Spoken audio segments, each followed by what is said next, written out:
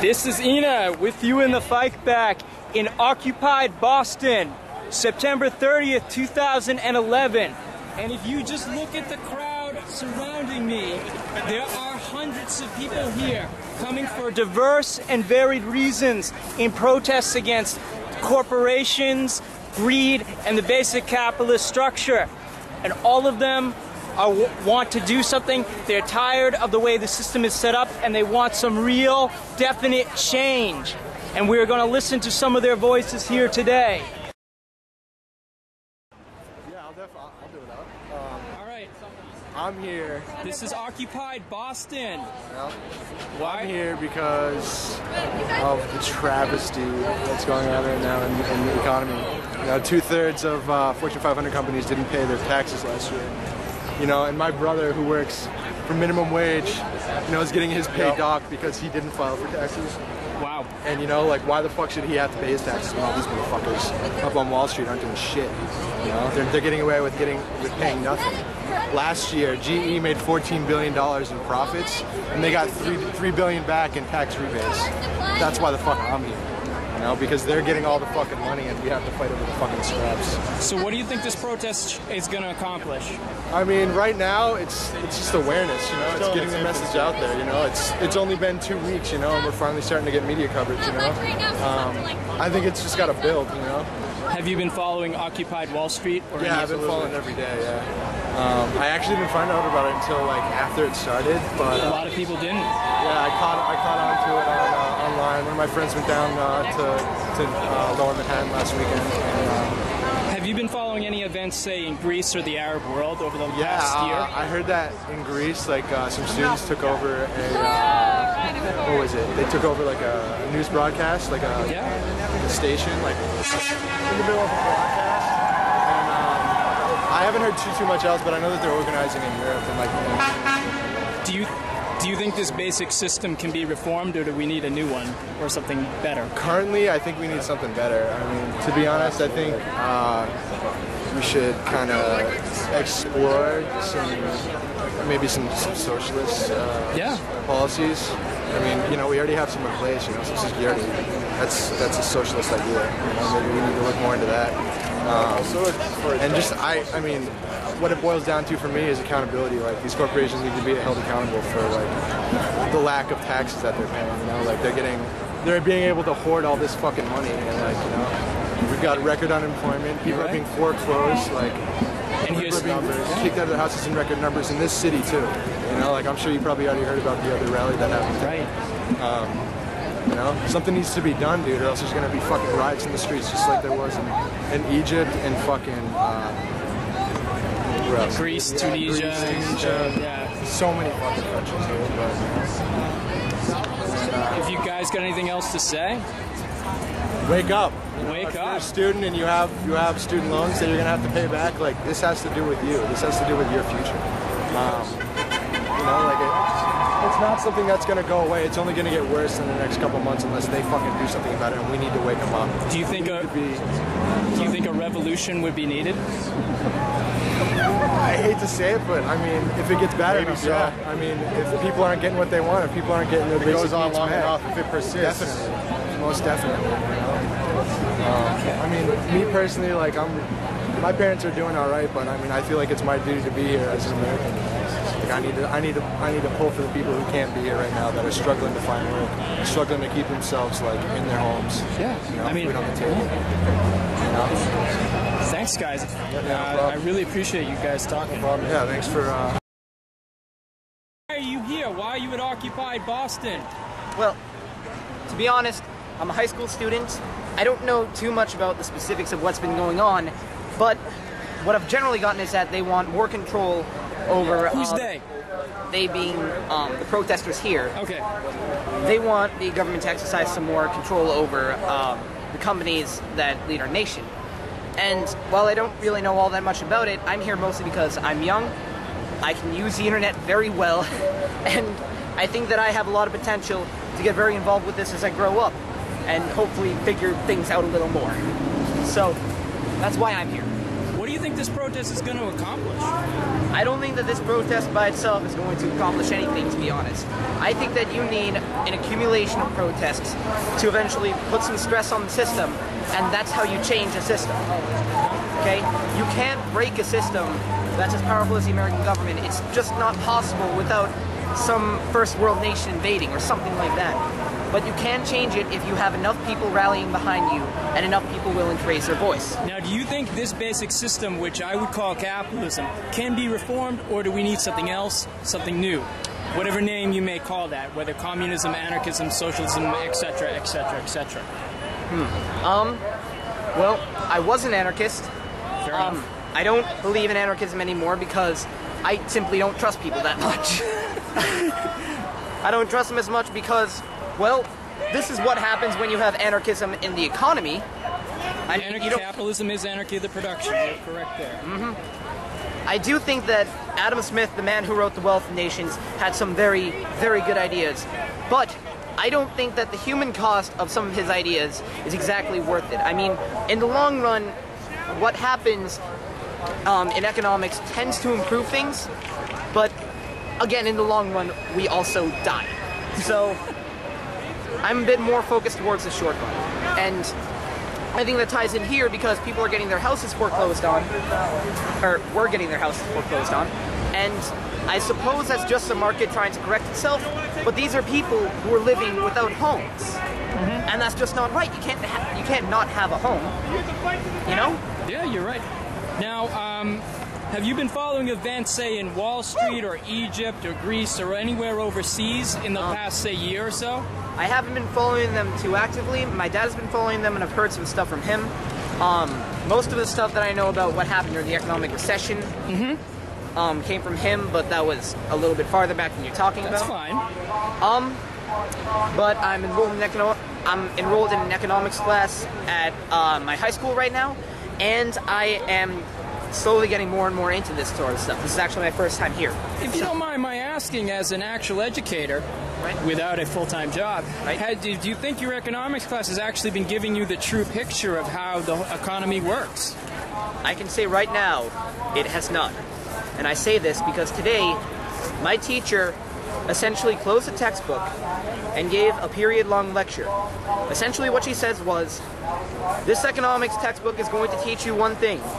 This is how the course will be taught, in accordance with the textbook. Today is the one day where I will have a chance to tell you that that is wrong. Really? And then she explains her own view on the subject. And that's where I kind of derive the notion of long run versus short run. I mean, there's a fine line between using the science of economics to the world's advantage and overextending it to such an extent that you destroy people's lives. You know? Yeah, I understand what you're saying. Right.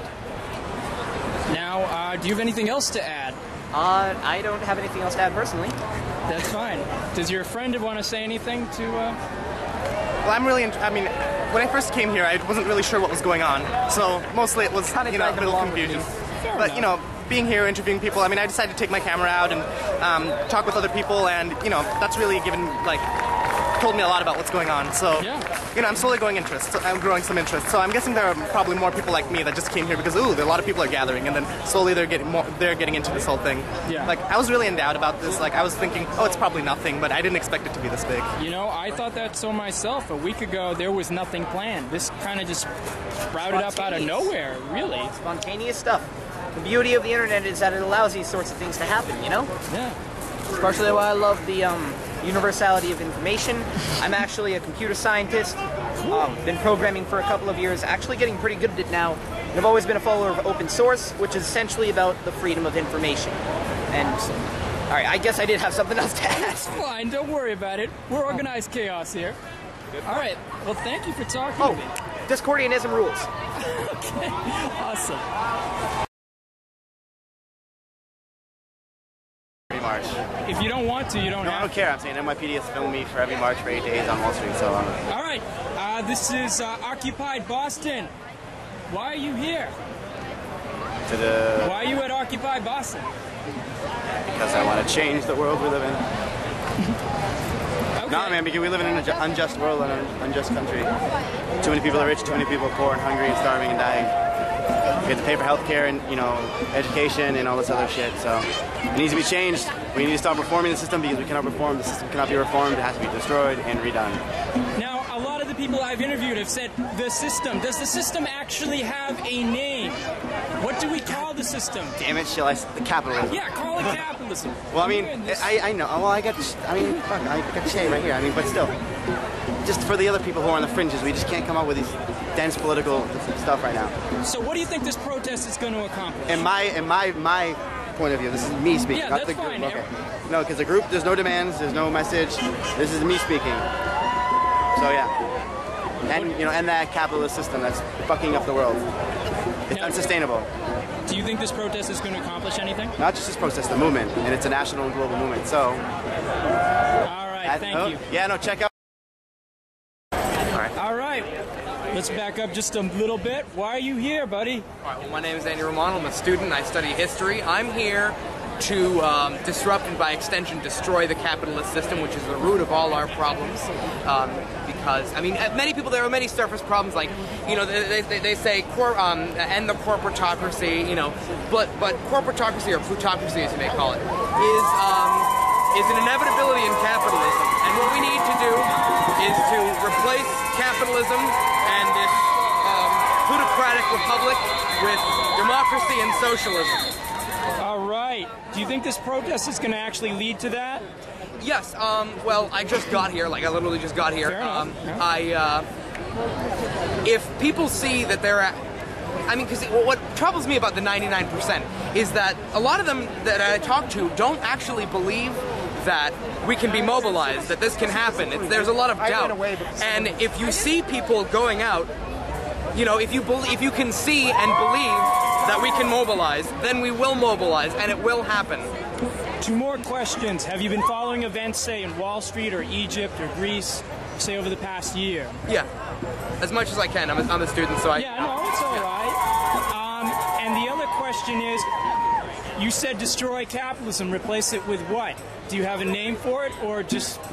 Or you said socialism and democracy, essentially? Yeah, democratic socialism. A system where... Just you want to elaborate on that? Yes, I'll elaborate. I want to hear.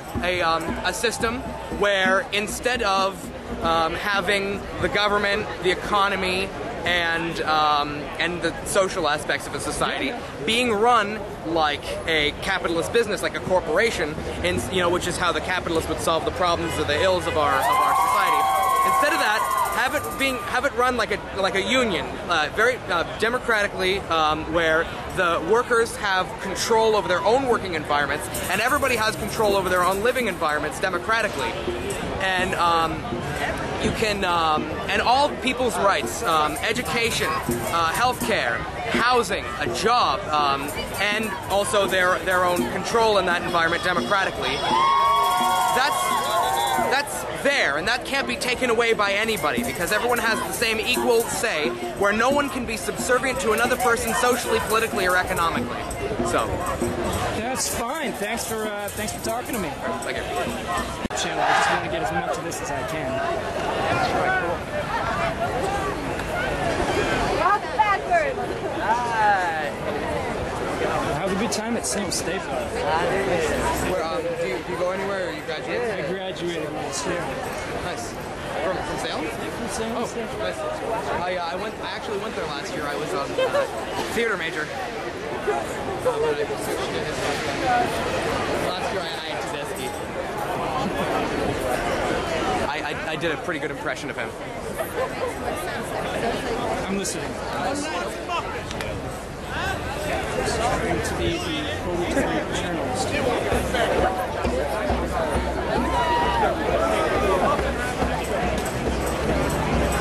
Well, really, in order to curb the... Thank you. I was just wondering if you could tell me why you were here. Well, I'm here as part of a group called the Protest Chaplains, and we formed about a week before the Occupy Wall Street protest started. And we're here to represent the Christian left because we feel that this voice is traditionally left out of politics. We're here to remind people that Christ came to this earth to liberate the poor and the oppressed, not to make the rich richer and the poor poorer. And as chaplains, we're here to bring an atmosphere of inclusivity to this protest. We want to help people realize peace and hope for a better system of economy here in the United States. What do you think this protest in particular is going to accomplish? I really hope that, primarily just in terms of media, I hope actually starts covering things, and here we're able to reach a consensus on the demands that we want to put in front of our government officials.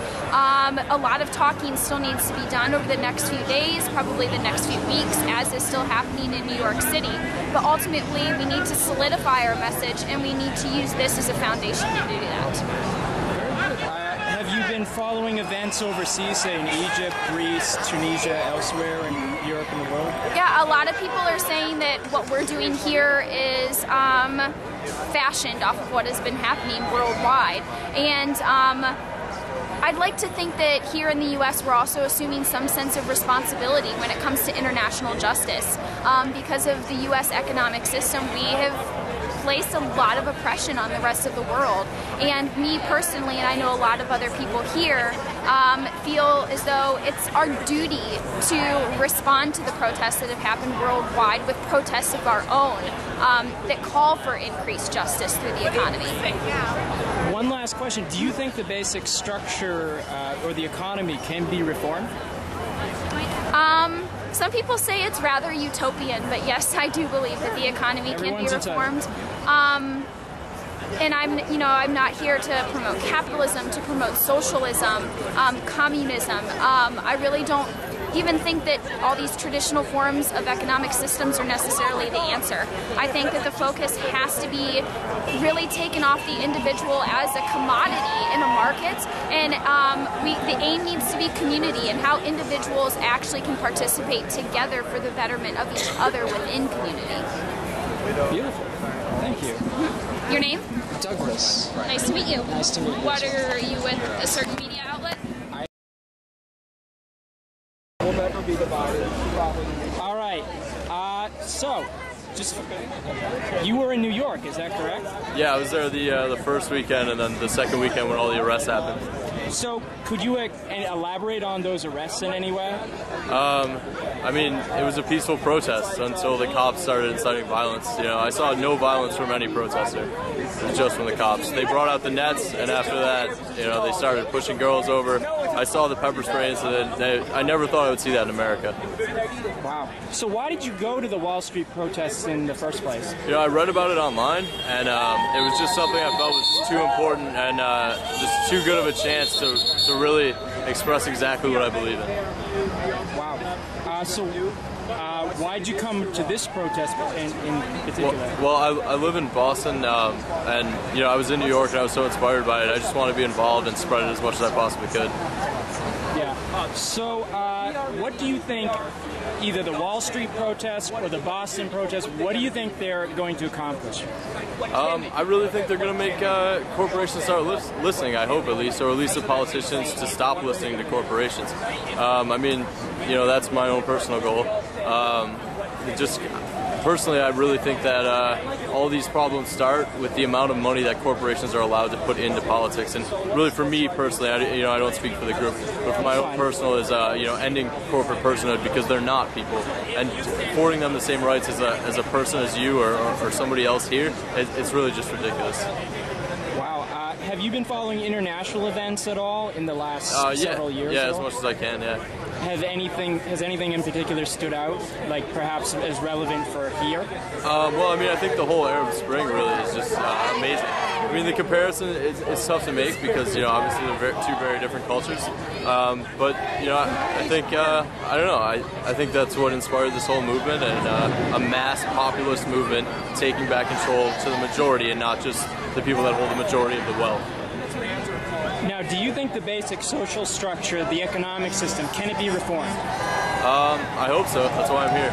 Okay. Is there anything else you'd like to add that I didn't cover?